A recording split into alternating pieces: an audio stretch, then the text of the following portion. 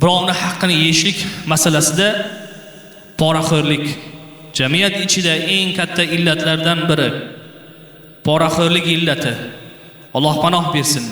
Bu illat haqni nohaq qiluvchi, nohaqni haqga olib keluvchi illatlardan biri hisoblanadi.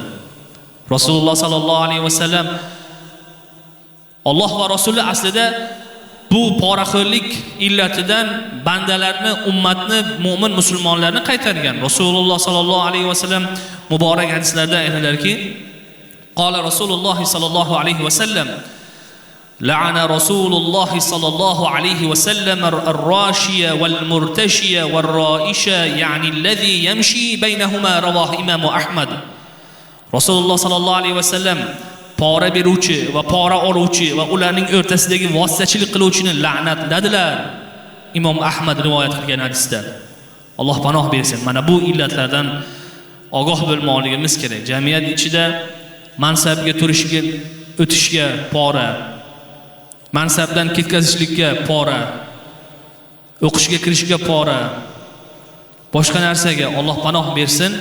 Haqlar qoladi-yu, nohaqlar chiqadi. Haqlar qoladi-yu, nohaqlar chiqadi. Jamiyatni botqog'iga, zulmatda tortadigan narsa aslida pora hisoblanadi. Shuning uchun inshaalloh bu illatdan barchamiz, avvalo o'zlarimiz va ahlilarimiz, farzand va zurriyotlarimizni qaytarmoqligimiz, nasihat qilmoqligimiz kerak. Ya'ni har bir ishni inshaalloh o'zini vaqti, soati bor. Shunga binoan inshaalloh ilmni olib, hunarni olib, yetuk inshaalloh kamolga yetgandan keyin har bir ishni o'zini vaqti, me'yori keladi.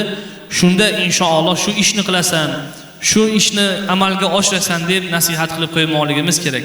Har bir narsagaki inson, banda, odam farzandi shoshilsa, albatta u joyda nohaqliklar yuzaga keladi.